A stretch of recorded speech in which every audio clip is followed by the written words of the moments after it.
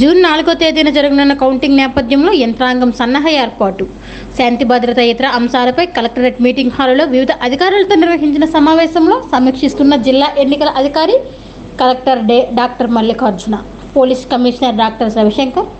సమావేశంలో పాల్గొన్న జిల్లా రెవెన్యూ అధికారి